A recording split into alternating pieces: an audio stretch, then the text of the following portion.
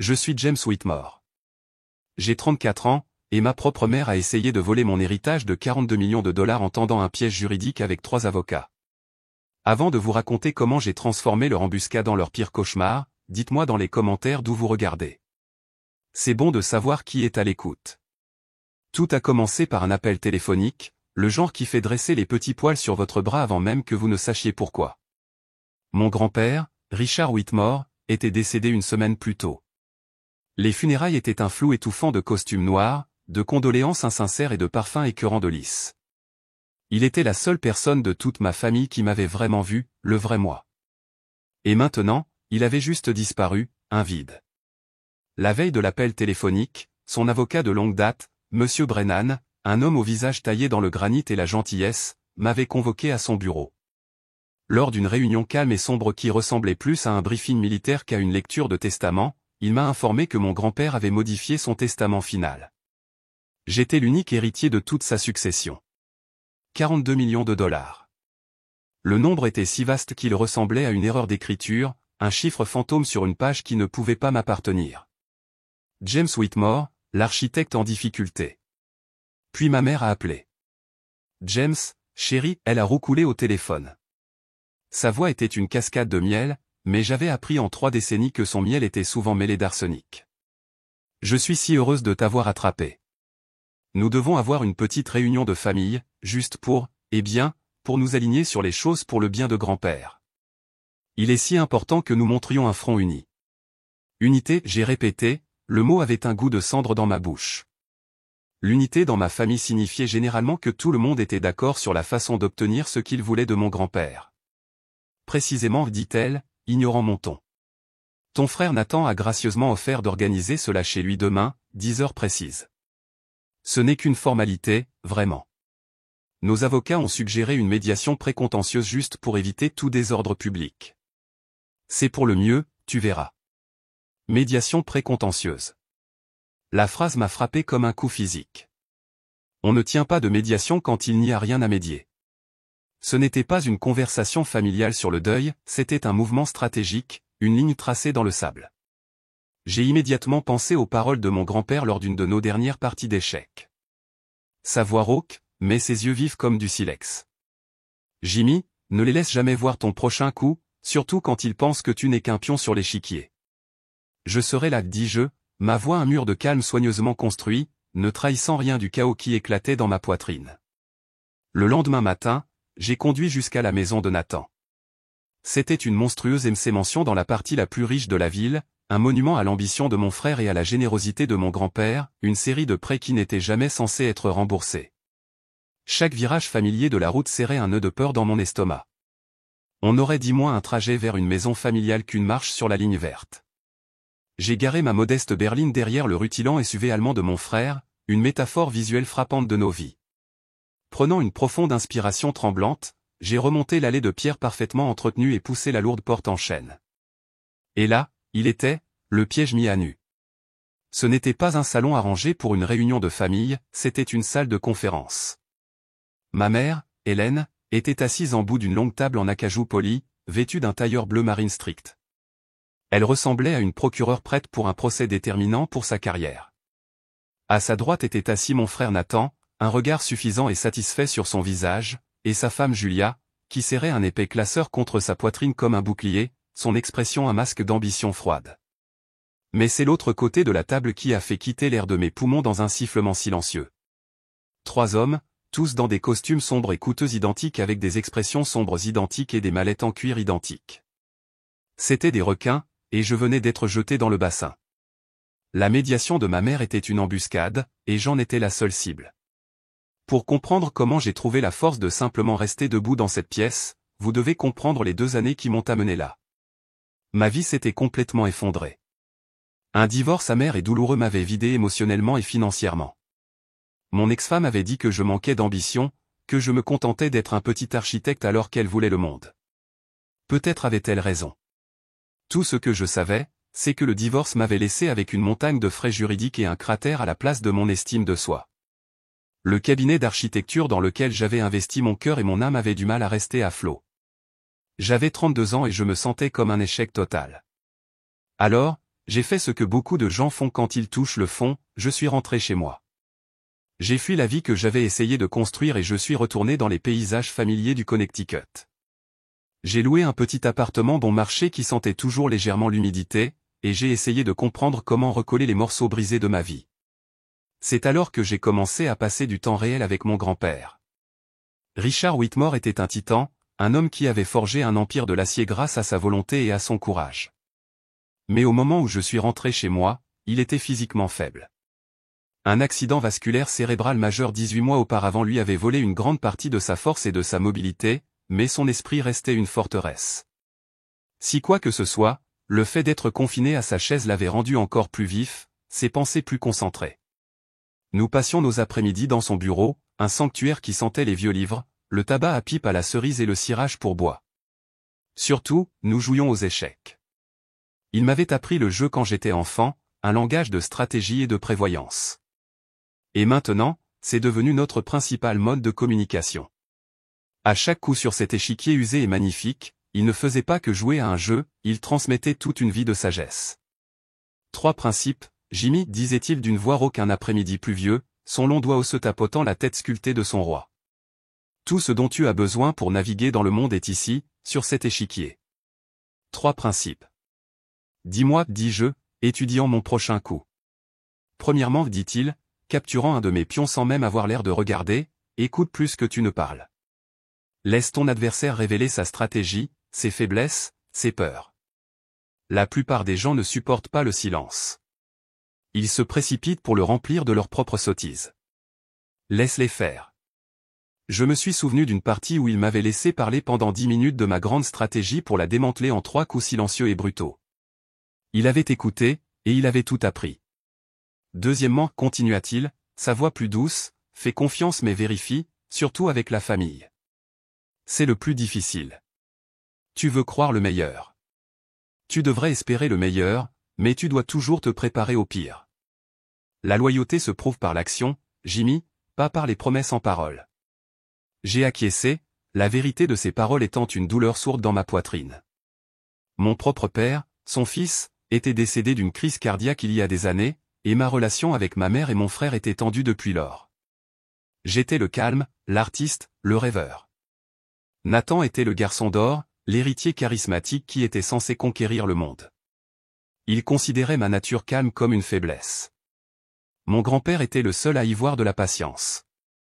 Et troisièmement, ai-je demandé, levant les yeux de l'échiquier. Il croisa mon regard, et ses yeux, bien que fanés, étaient perçants. Le coup le plus important est celui que ton adversaire ne voit jamais venir, celui qu'il ne peut même pas imaginer possible. Tu ne gagnes pas en réagissant à ses attaques. Tu gagnes en rendant ses attaques sans importance. Tu gagnes la partie avant même qu'elle ne soit terminée. Sa santé était des montagnes russes. Certains jours, il était vif et spirituel, d'autres, il était fatigué, sa mémoire un peu floue, ce que ma mère et Nathan ne manquaient jamais de souligner. Nous savions tous les deux que son temps était une ressource en voie de disparition. Un après-midi, sa main tremblait tellement qu'il ne pouvait pas saisir sa tour. Il soupira, un son profond et las qui semblait porter le poids de ses années. Il sortit une petite carte de visite nette de son portefeuille et la poussa sur l'échiquier vers moi. J'ai eu l'impression qu'il me passait une clé. La carte disait, P. Miller, enquête privée. La discrétion est notre spécialité. C'est pourquoi faire, grand-père, ai-je demandé, un nœud de confusion et de peur se serrant dans mon ventre. J'ai commencé une partie il y a quelque temps, Jimmy, dit-il, sa voix à peine un murmure. Une longue et silencieuse partie pour découvrir où sont les fuites dans ce vieux navire. Mais je ne pense pas avoir la force de la mener jusqu'au mat. Il toussa, un son sec et rauque. Si quelque chose m'arrive, trouve cet homme. Il a le reste de l'échiquier cartographié. Il t'aidera à faire les prochains coups. Il sait des choses. Des choses que j'étais trop lâche pour affronter de front. J'ai empoché la carte, une froide appréhension s'installant en moi. Je n'ai pas compris le sens terrifiant de ces paroles, je savais juste que c'était l'avertissement d'un roi mourant à sa dernière pièce de confiance sur l'échiquier. Il a vu la tempête qui arrivait. Je ne faisais que regarder les nuages. Ma famille a toujours fonctionné selon un étrange système de caste tacite, et j'étais perpétuellement en bas. Nathan était le prince, celui destiné à la grandeur malgré toutes les preuves du contraire. J'étais le bouffon de la cour, peut-être celui qu'il tolérait avec une sorte de condescendance amusée, mais qu'il ne prenait jamais au sérieux. Leur dédain n'était pas un seul grand acte de cruauté, c'était toute une vie de milliers de petites coupures. Je pense à un dîner dominical spécifique quelques mois avant le déclin final de mon grand-père. C'étaient des rassemblements familiaux obligatoires qui ressemblaient plus à une audience de libération conditionnelle présidée par ma mère. Ce soir-là, Nathan tenait court comme d'habitude, faisant tournoyer un verre de vin rouge obscènement cher que mon grand-père avait payé. Il pontifiait sur sa dernière entreprise immobilière à haut risque. C'est un coup de circuit garanti, annonça-t-il à la table, sa voix résonnant d'une confiance imméritée. Nous prévoyons un rendement de 2 cents en 18 mois. Il faut dépenser de l'argent pour gagner de l'argent. Ma mère, Hélène, le rayonnait du regard comme s'il venait de découvrir un remède contre le cancer. Oh, Nathan, c'est absolument merveilleux. Tu as toujours eu l'esprit brillant de ton grand-père pour les affaires. J'ai dû me mordre l'intérieur de la joue pour ne pas rire. Je savais pertinemment que Nathan avait brûlé la totalité de son fonds universitaire, une somme considérable et généreuse de notre grand-père destinée à un MBA, dans une start-up technologique spectaculairement ratée dans sa vingtaine. Il flottait sur un flux constant de prêts et d'investissements des coffres de la famille depuis lors. Mais aux yeux de ma mère, ces échecs n'étaient que des tentatives audacieuses de succès. Il ne pouvait rien faire de mal. Plus tard, désespéré de contribuer quelque chose à la conversation au-delà de passer le sel, j'ai mentionné un petit mais prestigieux prix de design que j'avais récemment remporté. C'était pour un projet pro bono, une bibliothèque communautaire dans un quartier à faible revenu. C'était un véritable honneur, dis-je, une petite lueur de fierté dans ma voix. Nous avons réussi à créer un espace magnifique et fonctionnel avec un budget très limité. Les enfants du quartier l'adorent. Hélène agita la main avec désinvolture, ne prenant même pas la peine de lever les yeux de son filet mignon. C'est gentil, chérie, dit-elle, son ton indiquant clairement que c'était tout sauf cela. Mais est-ce que ce genre de travail caritatif est même assorti d'un salaire décent? On ne peut pas construire un avenir avec de petits prix et en se sentant bien dans sa peau.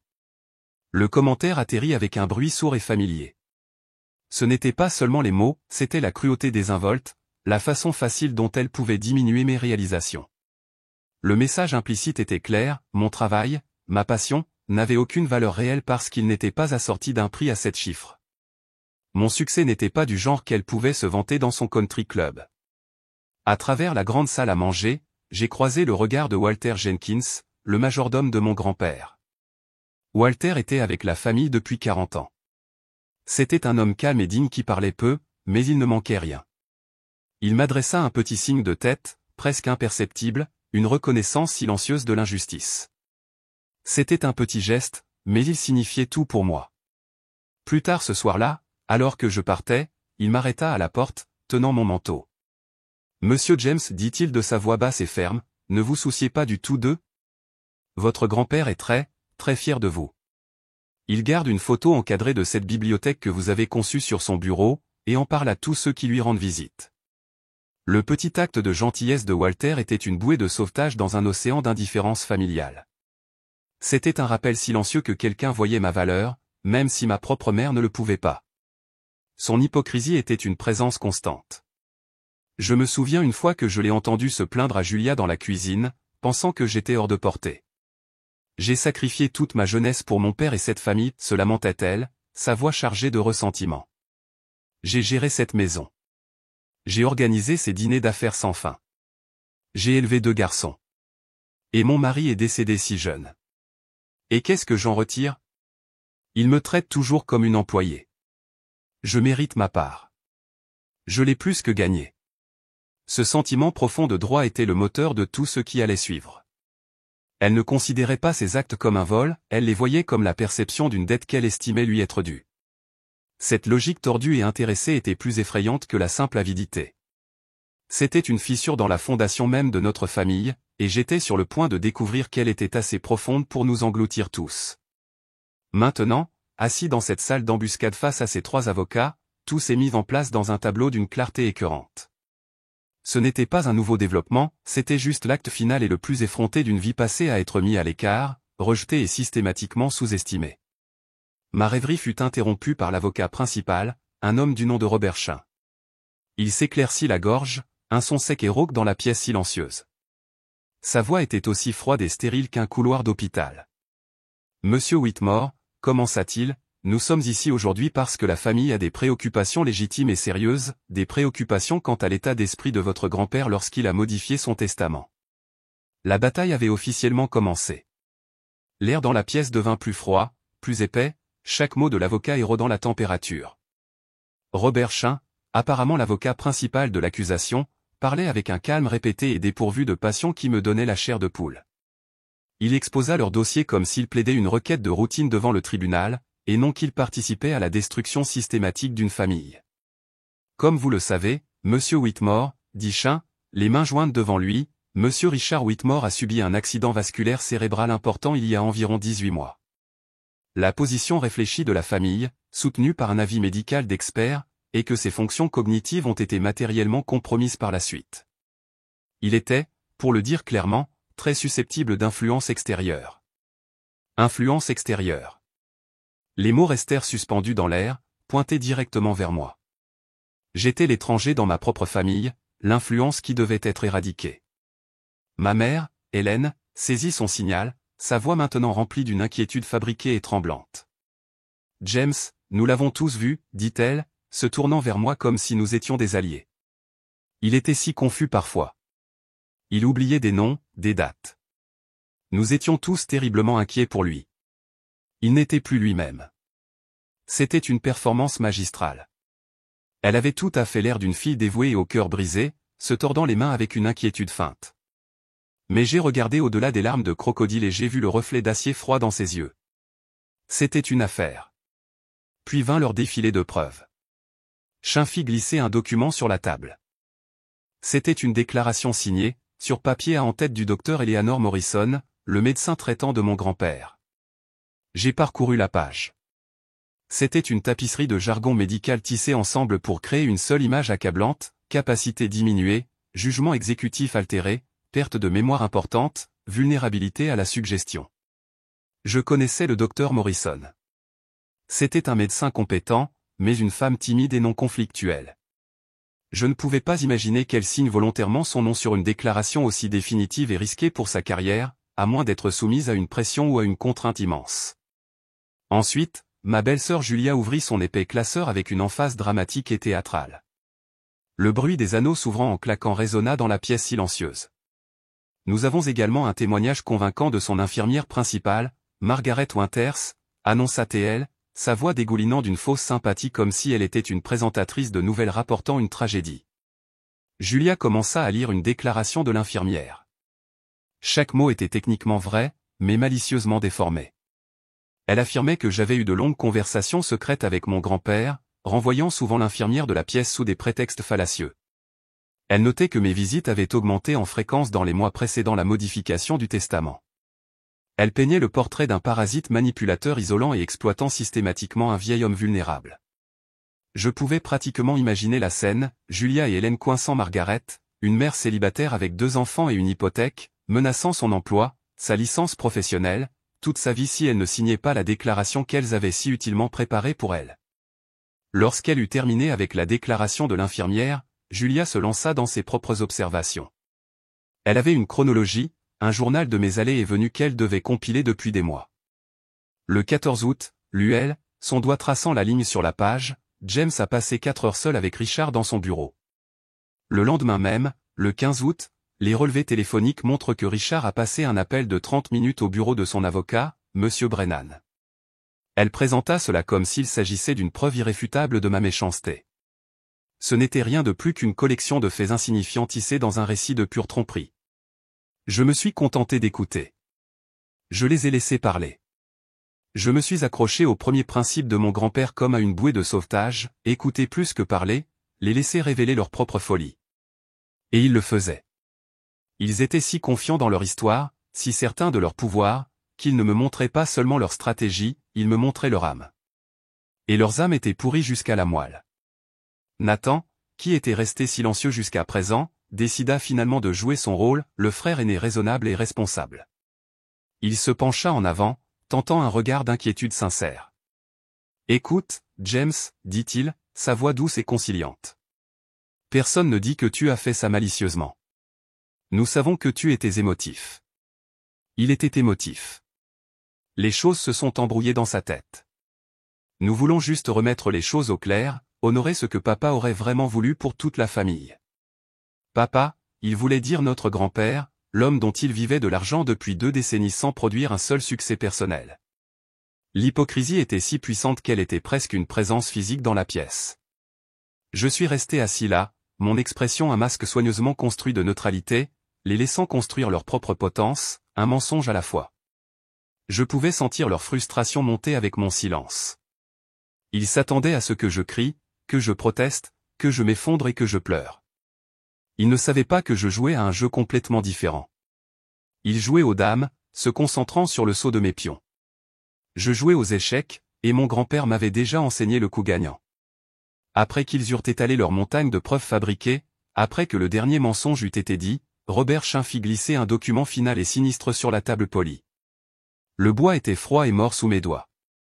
Ceci, dit-il, sa voix étrangement douce, est une solution, une façon de gérer toute cette affaire malheureuse en privé, avec dignité, et sans recourir à une bataille judiciaire désordonnée et publique. Nous appelons cela un accord de réallocation volontaire. Je le ramassai. Le papier était épais, coûteux, avec l'entête en relief d'un cabinet d'avocats de premier plan. Il sentait l'encre et la trahison. Je n'avais pas besoin de lire les pages de jargon juridique dense, ma mère me l'expliqua clairement, sa voix maintenant ferme et professionnelle. L'acte de mère aimante et inquiète abandonné au profit du PDG astucieux concluant un accord. C'est très simple, James, dit-elle, les yeux durs. L'ensemble de l'héritage de 42 millions de dollars, tel qu'il est, sera placé dans une nouvelle fiducie familiale irrévocable. Pour des raisons de stabilité et d'expérience, je serai l'unique fiduciaire. Pour votre soutien continu, la fiducie vous accordera un salaire annuel de 50 000 dollars. C'est une offre très généreuse, tout bien considéré. Elle protège l'héritage familial et vous assure une prise en charge à vie. 50 000 dollars.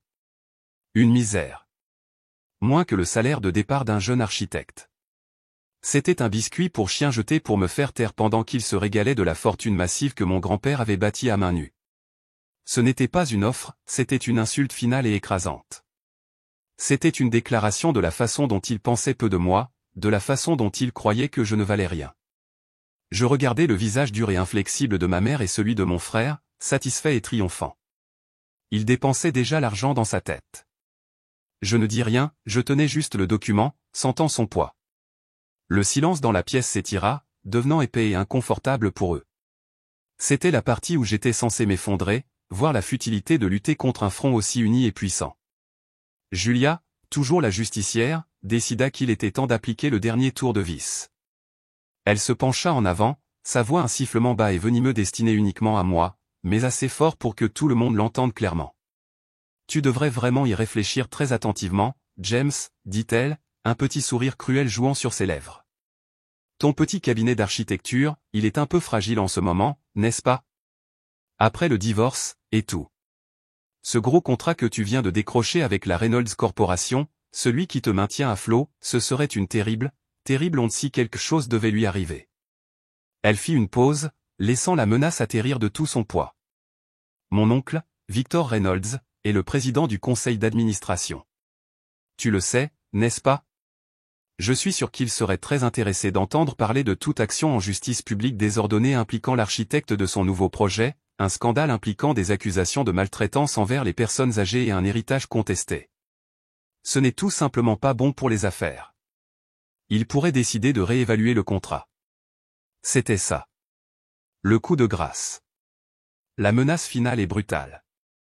Ils n'essayaient pas seulement de prendre mon héritage, ils essayaient de prendre ma carrière, mon avenir, la seule chose que j'avais réussi à construire pour moi-même à partir de l'épave de ma vie.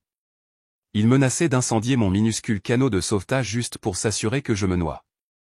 Je baissai les yeux sur le stylo coûteux plaqué hors posé à côté du document, le choix de Judas, renoncer à mon droit d'aînesse, au dernier acte de foi de mon grand-père en moi, et être autorisé à conserver ma carrière en difficulté, ou les combattre et risquer de tout perdre. Ma main trembla légèrement alors que je tendais la main vers le verre d'eau sur la table. C'était une petite trahison involontaire de mon propre corps. Je pouvais sentir leurs yeux sur moi, expectatifs, victorieux. Ils virent le tremblement. Ils pensaient qu'ils m'avaient. Ils pensaient que j'étais échec et mat. Je pris une gorgée d'eau lente et délibérée, le liquide frais ne faisant rien pour étancher le feu de la rage et de la douleur dans mon ventre. Je reposai le verre sur la table avec un clic doux et définitif. Le son sembla résonner dans la pièce soudainement silencieuse. Je levai les yeux, croisant directement le regard de ma mère. Je ne regardais pas les avocats, ni mon frère, ni sa femme venimeuse. Je regardais droit ma mère, l'architecte de toute cette trahison. Et à ce moment-là, toute la peur, toute la douleur, toutes les années passées à me sentir petit et insignifiant se fondirent en un seul point de clarté froide, dure et incassable.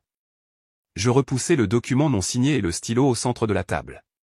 Puis je parlais, ma voix calme, mais portant le poids d'une décision finale et irrévocable.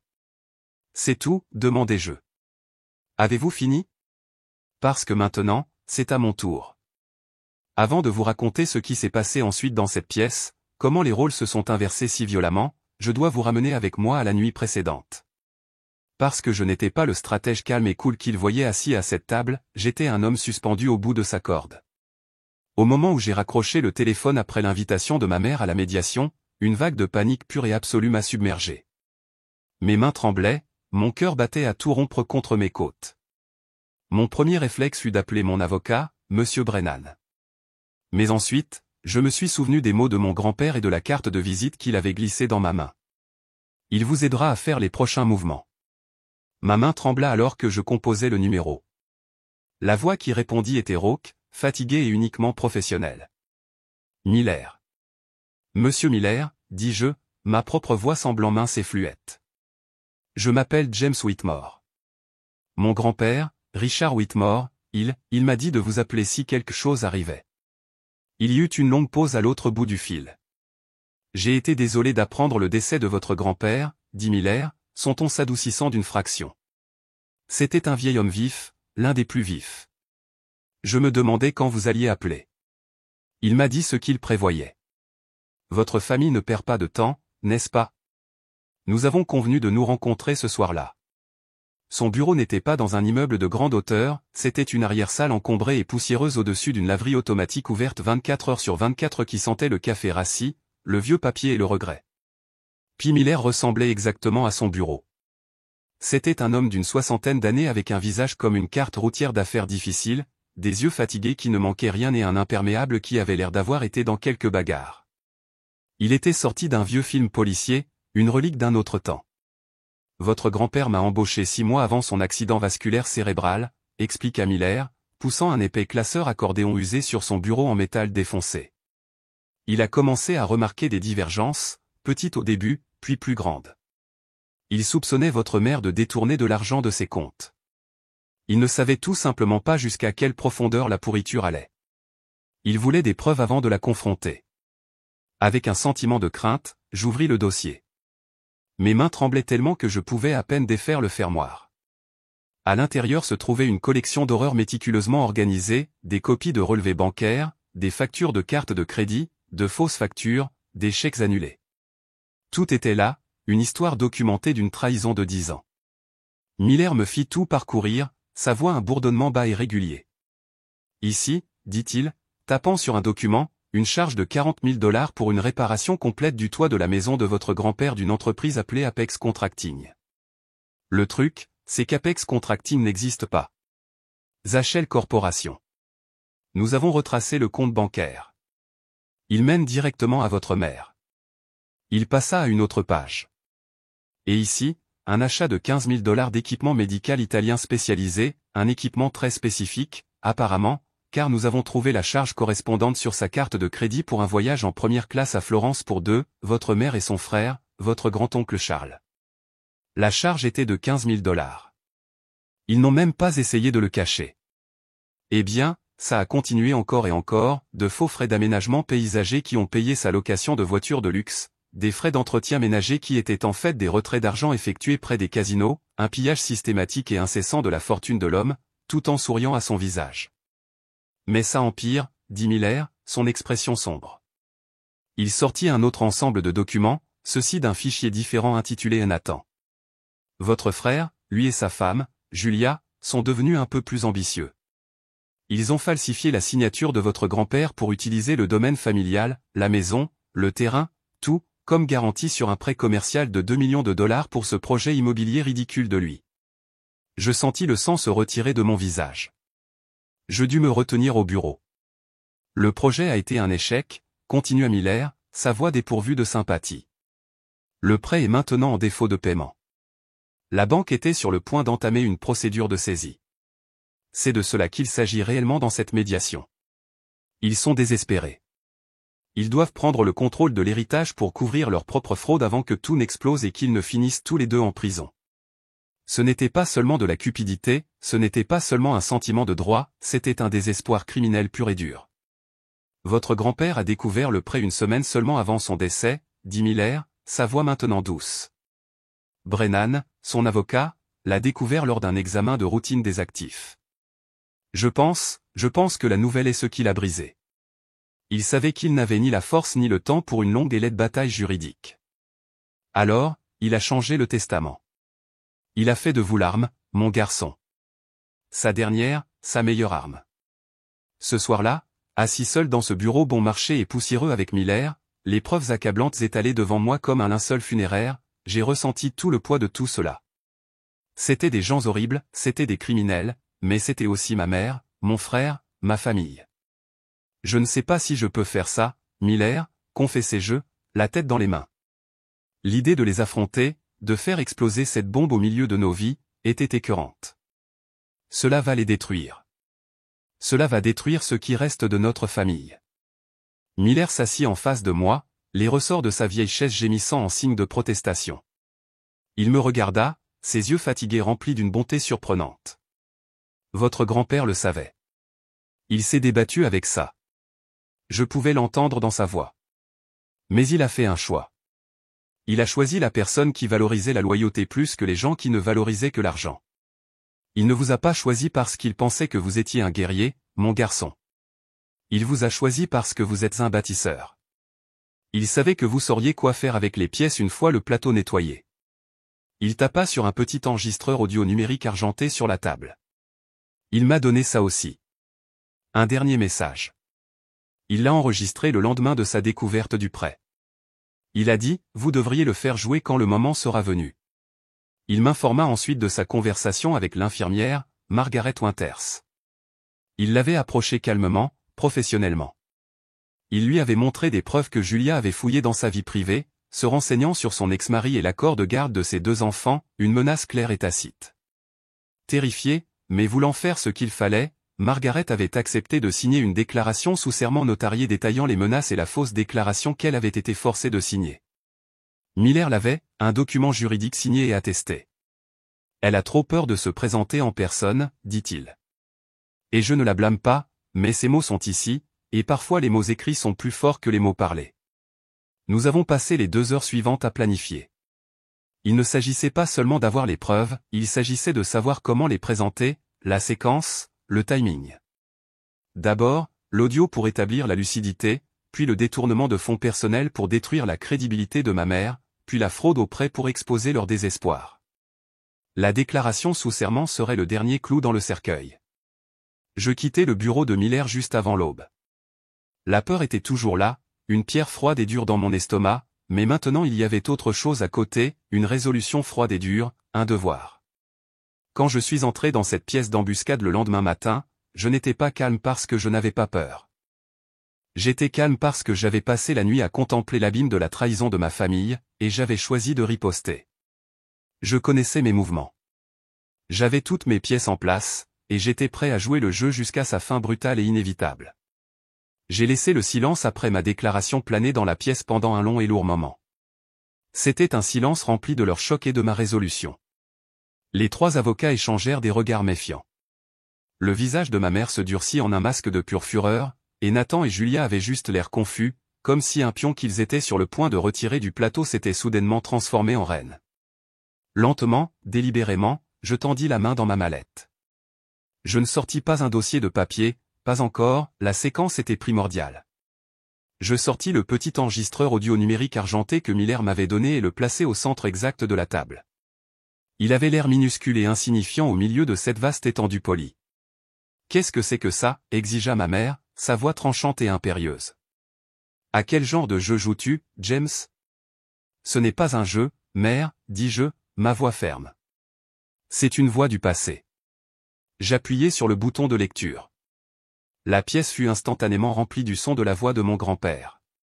Elle était faible, rauque à cause de sa maladie, et on pouvait entendre le léger sifflement de sa respiration, mais les mots étaient indéniablement clairs, lucides et remplis d'une autorité fatiguée.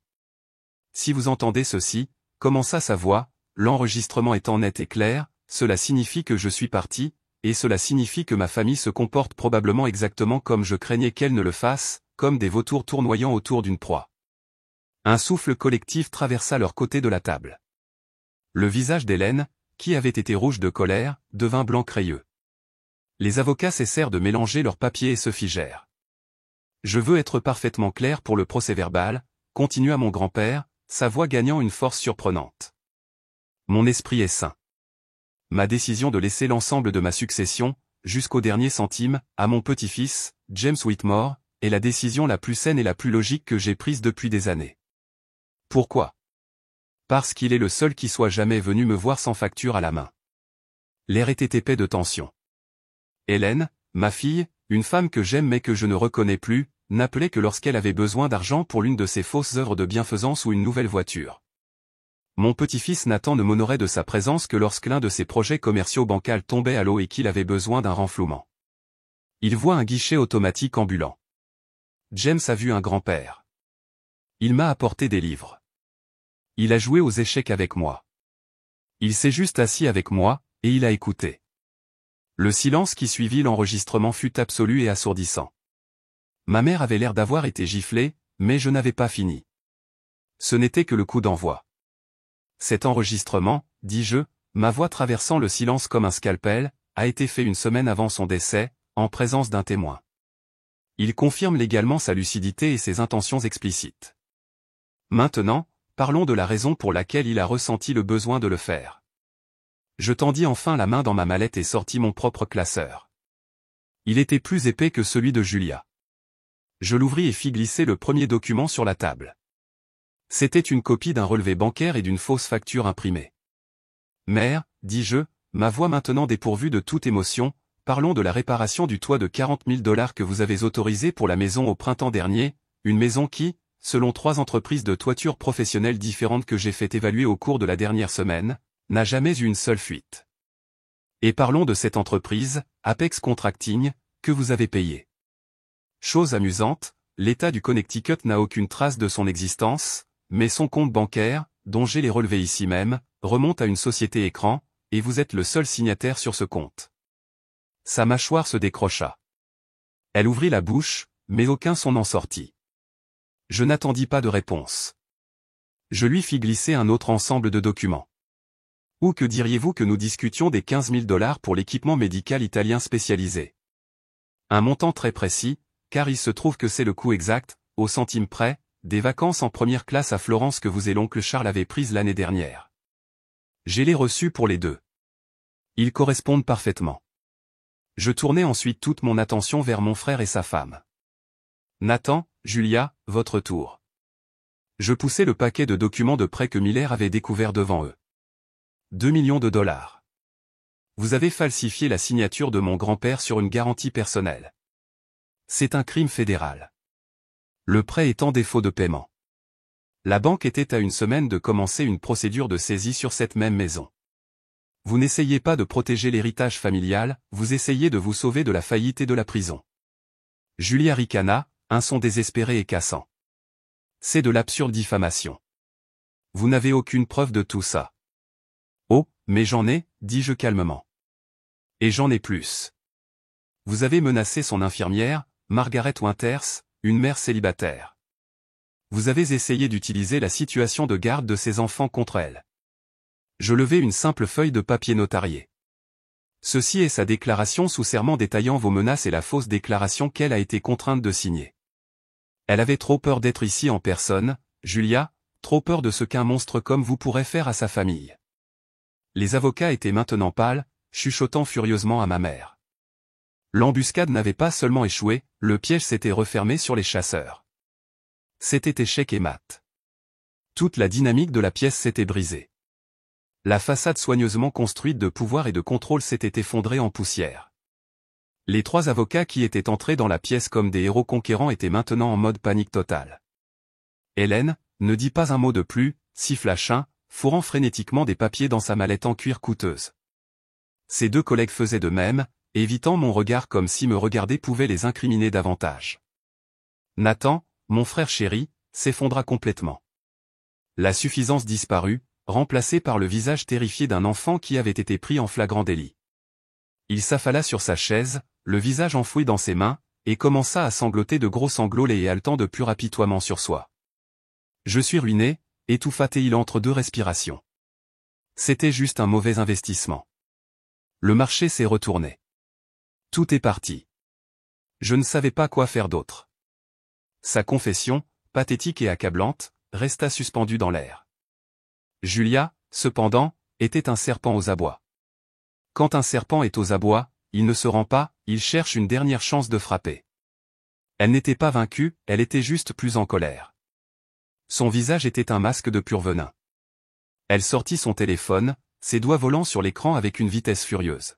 « Tu penses que tu es si intelligent, n'est-ce pas, James » cracha-t-elle, sa voix tremblant de rage. « Tu vas le regretter. Mon oncle va entendre parler de ça tout de suite. Ta petite carrière d'architecte pathétique sera terminée à l'heure du déjeuner. Tu seras intouchable. » Je levai la main, un simple geste pour l'arrêter. « Ne te donne pas la peine, Julia, dis-je, ma voix lasse. J'ai déjà parlé à ton oncle. » Sa tête se releva brusquement, ses doigts figés au-dessus de l'écran, ses yeux écarquillés d'incrédulité. « J'ai rencontré Victor Reynolds la semaine dernière, expliquai-je calmement, savourant l'expression de choc sur son visage. Je ne t'ai pas mentionné, je n'ai mentionné ni cette réunion ni aucun drame familial. Je suis simplement allé le voir en tant que professionnel. Je lui ai fait part de mes conceptions, des mesures de réduction des coûts que j'avais déjà mises en œuvre et du calendrier mis à jour du projet. Il a été impressionné par le travail réel. Mon contrat est sûr, Julia. Il est basé sur le mérite, pas sur mes relations. Tu n'as aucun pouvoir sur moi. Tu n'en as jamais eu. Ce fut le coup de grâce. » Son visage, un masque de rage vertueuse quelques instants auparavant, s'effondra en un portrait de pur choc absolu. La dernière arme de son arsenal était un pétard mouillé. Le dernier gramme de levier qu'elle pensait avoir venait de s'évaporer dans l'air. Tout l'esprit combatif les quitta. Les avocats présentèrent leurs excuses hâtives et s'enfuirent pratiquement de la pièce, abandonnant leurs clients dans l'épave fumante. Nathan sanglotait toujours comme un enfant. Julia regardait juste dans le vide, son téléphone tombant de sa main inerte sur la table, vaincue. Et puis j'ai regardé ma mère. Elle était assise immobile, les mains jointes serrées sur la table, son visage une ardoise vierge et illisible, les preuves de ses crimes, la douleur brute de son fils, l'effondrement complet de ses plans méticuleusement élaborés semblaient tous la traverser sans laisser de traces. Mais j'avais besoin d'une chose de plus, pas pour les avocats, pas pour l'héritage, pour moi, pour le garçon qui avait passé toute sa vie à essayer de gagner une once de son approbation. Je fis le tour de la table jusqu'à ce que je me tienne directement devant elle. Ma voix était calme, dépouillée de toute sa colère et de son feu, ne laissant qu'une douleur brute et lancinante qui semblait être arrachée à mon âme. « J'ai juste une question, maman, dis-je, ma propre voix menaçant de se briser. Oublie l'argent. Oublie tout ça. » Je me penchai plus près, la forçant à me regarder. « Pendant toutes ces années, y a-t-il eu un seul moment où tu as été réellement fier de moi, ou étais-je toujours juste une déception par rapport à lui ?» Je fis un geste de la tête vers mon frère pleurant et brisé. Elle leva les yeux vers moi. Ses yeux étaient vides. Il n'y avait ni excuse, ni remords, ni même un éclair de colère. Il n'y avait juste rien, un vide. Elle ne pouvait pas répondre à la question, elle ne voulait pas répondre à la question. Et dans son silence froid et dévastateur, j'obtins finalement ma réponse. Ce fut le moment le plus douloureux et le plus profondément libérateur de toute ma vie. Le masque avait disparu à jamais. L'illusion de la famille avait été consumée, et il ne restait plus que la vérité froide, dure et indéniable, avec ma dernière question suspendue dans l'air, sans réponse. Un nouveau genre de silence descendit sur la pièce. Il n'était plus tendu, il était mort, le silence d'un champ de bataille après la fin des combats. La guerre était terminée, et les vainqueurs ne célébraient pas. Je fis un pas en arrière par rapport à ma mère, l'espace entre nous ressemblant maintenant à un gouffre infranchissable, un canyon creusé par des années de mensonges et de négligence. Les sanglots étouffés de Nathan étaient le seul son dans la pièce caverneuse, une ponctuation pathétique à la fin de son règne en tant que garçon chéri. Julia, quant à elle, ressemblait à une statue, figée au moment de sa défaite ultime, son visage un mélange de choc et de mépris dirigé directement vers son mari gémissant. Je tournai mon attention vers ma mère, un dernier fil lâche à attacher. Ma voix était plate maintenant, factuelle, comme un coroner lisant un rapport. C'était l'oncle Charles, n'est-ce pas? Sa tête tressaillit, un minuscule éclair involontaire de surprise dans ses yeux morts. C'était la première réaction authentique qu'elle avait montrée. La Shell Corporation, Apex Contracting, celle où l'argent de la fausse réparation du toit a été versé, continuai-je, récitant les faits des dossiers méticuleux de Miller. Elle a été créée il y a 20 ans. Le co-signataire du compte bancaire d'origine avant que vous ne le repreniez complètement était votre frère, notre grand-oncle Charles. Il a toujours été si amer, n'est-ce pas? Vivant dans l'ombre de grand-père. Il était jaloux du succès de grand-père, alors il vous a aidé à le saigner à blanc de l'intérieur. Il vous a appris comment faire. Ce n'était pas une question, c'était une déclaration de fait. Son faible hochement de tête, presque imperceptible, fut toute la confirmation dont j'avais besoin. La trahison n'était pas seulement la sienne, c'était une conspiration qui s'étendait sur une génération, une pourriture qui avait commencé bien avant même ma naissance, s'infectant dans les coins sombres de notre famille. Je jetai un long regard final sur les trois d'entre eux, ma famille, brisée et exposée dans l'épave de leur propre cupidité. Je m'attendais à ressentir un triomphe. Je m'attendais à ressentir une poussée de juste vengeance. Au lieu de cela, je ressentis juste une immense tristesse creuse, un chagrin profond, non pas pour les personnes en face de moi, mais pour la famille que je pensais avoir, celle que j'avais toujours souhaité enfant. Cette famille n'avait jamais vraiment existé, c'était juste une histoire que je m'étais racontée. Je retournai à mon côté de la table et commençai à ranger ma mallette. J'y glissai mon classeur de preuves, les papiers semblant lourds et toxiques. Je mis le petit enregistreur audio dans ma poche. Chaque mouvement était délibéré, final, un rituel de clôture. Quand j'eus fini, je me redressai, le dos un peu plus droit que quand j'étais entré. Cet héritage, dis-je, ma voix claire et ferme, m'adressant à toute la pièce, mais ne regardant personne dans les yeux, je vais l'accepter. Je vais le gérer, pas à cause de l'argent. Je me fous de l'argent. Je le fais parce que c'est la dernière responsabilité que mon grand-père m'a confiée. C'était son dernier acte de confiance dans un monde de trahison, et je ne le laisserai pas tomber. J'ai regardé Nathan, qui pleurait toujours dans ses mains, Julia, qui le fixait avec un air de dégoût pur et sans mélange, ma mère, qui n'avait pas bougé d'un cil. Quant à vous trois, dis-je, ma voix aussi froide que la pièce était devenue, ce que vous ferez ensuite dépend de vous. Vous pouvez essayer de contester cela devant les tribunaux, et je soumettrai chaque élément de preuve à un juge, la fraude au prêt, le détournement de fonds, la conspiration. Tout deviendra un document public. Vos amis du country club vont s'en donner à cœur joie. J'ai laissé ça faire son chemin où vous pouvez partir, disparaître et assumer seul les conséquences de vos actes. Je n'avais pas besoin d'en dire plus, nous savions tous qu'il ne leur restait plus de combativité. Ils étaient vaincus. Je me suis retourné et j'ai marché vers la grande porte surdimensionnée, mais pas résonnant sur les planchers de bois franc poli. Je ne me suis pas retourné, il n'y avait plus rien à voir. Je les ai laissés là, assis dans les cendres de l'empire qu'ils avaient essayé de voler, enfouis dans les ruines de la famille qu'ils avaient systématiquement détruite. En sortant de l'obscurité oppressante de la maison et en entrant dans la lumière du soleil vive et propre, je n'avais pas l'impression d'avoir gagné quoi que ce soit. J'avais l'impression d'avoir survécu à un incendie, et maintenant je devais comprendre comment vivre avec les brûlures. Les 3 mois qui ont suivi ce jour ont été une étude de déconstruction et de reconstruction. La première chose à disparaître a été le manoir, ce monument au dysfonctionnement de ma famille. J'ai travaillé en étroite collaboration avec l'avocat de mon grand-père, Monsieur Brennan, une présence constante et rassurante, pour liquider la succession.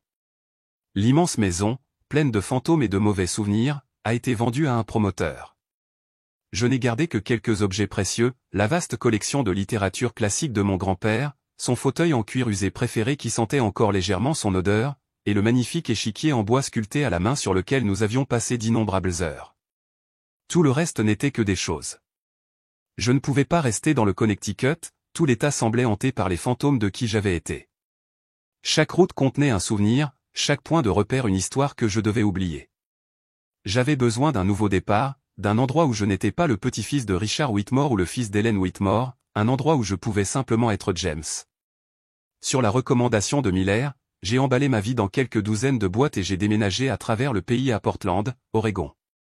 Il a dit que la bruine grise constante serait bonne pour mon âme. Ça lave les choses, avait-il dit. Il avait raison. J'ai acheté une petite maison modeste avec un grand jardin désespérément envahi par la végétation qui nécessitait énormément de travail. C'était parfait. L'argent, les 42 millions de dollars, était assis sur un compte géré, un nombre intimidant et étranger sur un écran. Pendant des semaines, je ne l'ai même pas regardé, il me semblait que c'était de l'argent sale, le prix d'une bataille brutale que je n'avais jamais voulu livrer. Alors, je l'ai ignoré. J'ai passé mes journées dans le jardin, menant une guerre contre les mauvaises herbes et les mûriers envahissants. J'ai retourné la terre, construit des plates-bandes surélevées et senti la terre fraîche et humide sous mes ongles. C'était réel, c'était un travail honnête, c'était un ancrage. Lentement, alors que mes mains guérissaient et que le jardin commençait à prendre forme, une idée a commencé à se former. Cela a commencé par un appel téléphonique de Walter, l'ancien majordome, qui avait appelé juste pour prendre de mes nouvelles. Il avait pris sa retraite en Floride après la vente du domaine. Vous savez, Monsieur James, avait-il dit de sa voix douce et digne, ce qui est arrivé à votre grand-père, cela arrive à beaucoup de bonnes personnes. Elles vieillissent, leurs familles deviennent avides, elles s'isolent et elles n'ont personne dans leur camp pour se battre pour elles. Il avait raison. Mon grand-père avait les ressources immenses pour embaucher un homme comme Miller, la plupart des gens ne les avaient pas. Ils étaient seuls. C'est alors que cela m'a frappé avec la force d'une révélation, je n'étais pas seulement un architecte qui concevait des bâtiments en bois et en acier, j'étais un bâtisseur. Je pouvais construire une défense, je pouvais construire un bouclier pour les gens comme mon grand-père. J'ai appelé P. Miller. J'ai une idée folle, ai-je dit, les mots sortant de moi en cascade. C'est probablement impossible, mais je dois essayer. Une semaine plus tard, Miller, grommelant à propos de la pluie, s'est envolé pour Portland. Nous nous sommes assis dans mon salon en désordre et à moitié déballé, entouré de boîtes de livres. Je lui ai exposé mon plan, une société de conseil unique, pas seulement un autre service de planification financière, mais une agence de protection holistique pour les personnes âgées. Nous offririons un service à 3 volets, des conseils juridiques experts pour verrouiller leur succession, une surveillance financière scrupuleuse pour surveiller les signaux d'alerte et, si nécessaire, des services d'enquête privée discrets pour déraciner la fraude et l'exploitation, en particulier au sein de leur propre famille, un bouclier forgé dans le feu de ma propre expérience douloureuse. Miller, un homme que je n'avais jamais vu montrer beaucoup d'enthousiasme pour quoi que ce soit, a écouté attentivement. Quand j'ai fini, il est resté silencieux pendant un long moment. Puis, un sourire rare et authentique s'est étalé sur son visage fatigué. « C'est une sacrée idée, gamin, a-t-il dit. Une putain de bonne idée. Je suis semi-retraité, mais pour quelque chose comme ça, quelque chose qui fait vraiment du bien dans ce monde pourri, comptez sur moi comme consultant. » Et nous avons commencé. Le processus a été un cauchemar bureaucratique. C'était une montagne sans fin de formulaires, d'exigences de licence, d'obstacles juridiques et de réglementations financières. C'était beaucoup plus difficile que de concevoir un bâtiment, mais pour la première fois depuis des années, j'ai ressenti un profond sentiment d'utilité qui n'avait rien à voir avec le fait de gagner un prix ou de décrocher un contrat. Je construisais quelque chose qui comptait. J'ai même convaincu Walter de rejoindre notre conseil consultatif pour aider à conseiller les clients sur la dynamique familiale. Ces décennies d'observation discrète et digne avaient fait de lui un expert inégalé dans l'art subtil de lire les gens. Nous étions une équipe étrange et improbable, un architecte déshonoré, un détective privé cynique et un majordome à la retraite. Nous étions les gardiens, et nous ne faisions que commencer. Un après-midi d'automne frais, alors que j'étais plongé jusqu'aux genoux dans la paperasse juridique pour la constitution de Whitmore Shield, ma sonnette a retenti. J'ai ouvert la porte et j'ai trouvé mon frère Nathan debout sur mon porche. Le voir a été un choc. Il avait l'air diminué. L'arrogance et le sentiment de droit qui avaient été ses caractéristiques déterminantes avaient disparu, dépouillés, laissant derrière eux une lassitude profonde qui semblait s'être installée dans ses os. Il avait perdu du poids, le costume coûteux et la montre de marque avaient disparu, remplacés par un simple jean et une veste usée qui semblait trop fine pour le froid de l'Oregon. « Nathan, dis-je, ma voix remplie d'une surprise que je ne pouvais pas cacher. Comment m'as-tu trouvé ? Vendu la vieille voiture de maman, dit-il, sa voix calme et rauque. Tu ne voulais pas croiser mon regard. J'ai utilisé l'argent pour un billet de bus. Je devais le faire. J'avais besoin de te voir. Nous sommes restés dans un silence lourd et maladroit pendant un moment, la brise fraîche bruissant les feuilles autour de nous. Je ne suis pas ici pour demander quoi que ce soit, dit-il finalement, en regardant ses baskets usées. Il tendit la main. Dans sa paume se trouvait la Rolex en or que mon grand-père lui avait offerte pour sa remise de diplôme universitaire. C'était la seule chose de valeur qui lui restait. J'ai tout vendu d'autres pour rembourser des dettes immédiates, marmonna-t-il, mais je ne pouvais pas vendre ça. Ça n'a jamais vraiment été à moi de le vendre. Tu devrais la voir. Il essaya de la serrer dans ma main. Je serrai mes doigts en un point et ne la pris pas. Je ne veux pas de la montre, Nathan, dis-je, ma voix plus douce que je ne l'aurais cru. Il leva alors les yeux, et ses yeux étaient remplis d'un désespoir brut et désespéré que je n'avais jamais vu auparavant. Le garçon doré avait disparu, tout ce qui restait était un homme brisé. Je suis désolé, James, murmura-t-il, sa voix se brisant. Mon Dieu, je suis tellement désolé pour tout. J'étais faible, et j'étais stupide, et j'étais un lâche. Je suis tellement désolé. Pour la première fois de ma vie, je le croyais. Il n'était pas seulement désolé de s'être fait prendre, il était désolé pour ce qu'il avait fait. Je suis entré à l'intérieur, l'esprit en course. Je suis revenu avec mon chéquier. Je lui ai fait un chèque d'un montant modeste, pas assez pour résoudre ses problèmes, mais assez pour lui donner une chance de se battre, assez pour un dépôt sur un appartement bon marché et quelques mois de loyer. Je le lui ai tendu, ainsi qu'une carte de visite d'un thérapeute que j'avais trouvé dans sa région, à l'Est. Ce n'est pas un cadeau, Nathan, dis-je, ma voix ferme mais pas méchante. C'est un prêt. C'est la première étape. C'est tout. Tu dois aller en thérapie. Tu dois trouver un emploi, n'importe quel emploi, et commencer à assumer tes responsabilités. Tu dois faire face à ce que tu as fait. La rédemption n'est pas quelque chose que je peux te donner, ce n'est pas à vendre. Tu dois la gagner toi-même, un jour à la fois, quand tu es clean. Quand tu es debout sur tes deux pieds, alors tu peux m'appeler. Il prit le chèque et la carte, des larmes jaillissant dans ses yeux et coulant sur son visage. Il hocha la tête, incapable de parler, puis se retourna et s'éloigna sur le chemin sans dire un mot de plus. Ce n'était pas une fin heureuse, ce n'était pas le pardon, mais c'était réel. C'était une chance.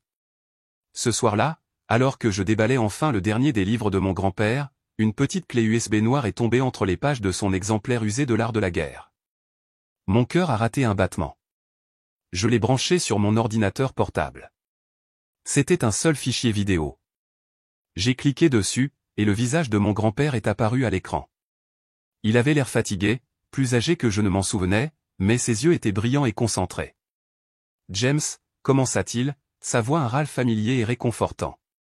Si tu vois ça, ça veut dire que tu as gagné la partie, et je n'ai jamais été aussi fier. Je suis désolé, mon fils, je suis désolé d'avoir dû te faire subir une telle épreuve. J'ai été un imbécile. J'ai laissé la pourriture dans cette famille grandir trop longtemps parce que je ne voulais pas croire que mon propre enfant, mon propre frère, pouvait être capable d'une tromperie aussi profonde. Mais mon temps était écoulé. C'était mon dernier coup. L'héritage n'a jamais été le prix, mon fils, c'était l'arme. C'était le test, et tu l'as réussi. Maintenant, prends ce que je t'ai donné et ne te contente pas de le protéger, construis quelque chose de bien avec ça. Construis un héritage qui t'appartient. La vidéo s'est terminée, et dans le calme de ma nouvelle maison, j'ai enfin compris. Toute cette épreuve n'était pas une malédiction qu'il m'avait laissée, c'était son dernier, son plus grand cadeau et une mission. Cela fait 1 an depuis ce jour dans la salle d'embuscade, 1 an depuis que ma vieille vie a été réduite en cendres. La firme, celle dont j'ai rêvé dans mon chagrin et ma colère, est réelle. Nous avons officiellement constitué la société et l'avons appelée Whitmore Shield. Cela semblait juste. Nous avons notre premier vrai client, une femme de 80 ans nommée Madame Gable, une professeure de musique à la retraite avec des yeux brillants et intelligents obscurcis par la peur.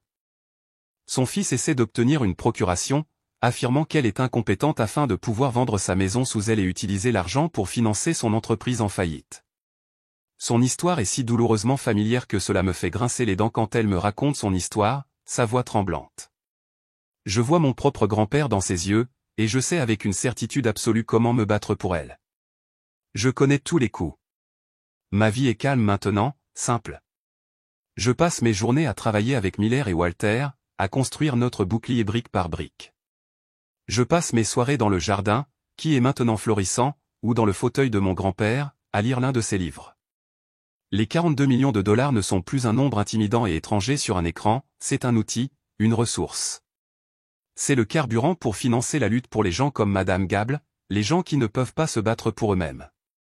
Je n'ai pas parlé à ma mère. Elle vit maintenant avec mon grand-oncle Charles. Selon une carte de vœux que Walter a reçue, il voyage beaucoup, passant d'un endroit ensoleillé et coûteux à un autre. J'essaie de ne pas penser à eux, c'est comme un membre fantôme. Je sais qu'il manque quelque chose, mais la douleur commence à s'estomper. Nathan m'appelle une fois par mois. Il travaille sur un chantier de construction épuisant. Il rembourse ses dettes, en commençant par le thérapeute. Les conversations sont courtes, maladroites, mais elles sont honnêtes. Il me raconte sa journée, les ampoules sur ses mains.